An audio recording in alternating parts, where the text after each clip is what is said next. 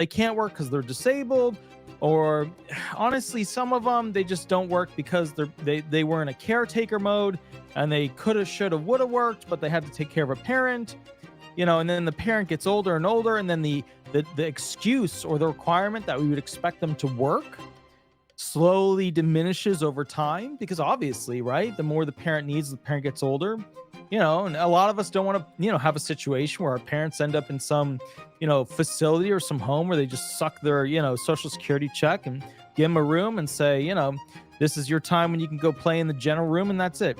Well, a lot of us don't want that. And the reality to this whole situation, if I'm just really straightforward, if I'm really just honest with you guys, is that I feel like there are some really hardened criminals out there. Look, we got one right here, an immigrant situation. We're going to be seeing a lot of these because all those people that they were arresting, many of them that, could have potentially committed social security fraud, I bet will end up in the news, because you better believe Trump's on a warpath to show that immigrants were not good for this country. Now, you guys know we need immigrants because the fertility rate is super bad in this country. We just don't have kids anymore because we can't afford to literally pay for them. Like we can't afford it. It's ridiculous. I don't know if you guys have looked up the stats on how much a child costs to raise in this country now.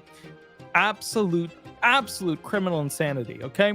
And false representation of a social security number. Two questions I want you to ask yourself throughout this process, throughout this video. Number one, why was this individual able to get back into the country over and over and over again? Number two, how the hell did this person continuously get social security numbers that could be used? I'm just a little worried about strategically how we might be a bit of a sinking ship in this regard. Okay, let's get right into it. Here we go. April 7th, 2025, a federal grand jury recently returned a 3-count indictment charging Edgar Javier Castillo Rodriguez, age 53, of Mexico, with illegal re-entry into the United States by removed alien and false representation of social security number. False representation of a social security number.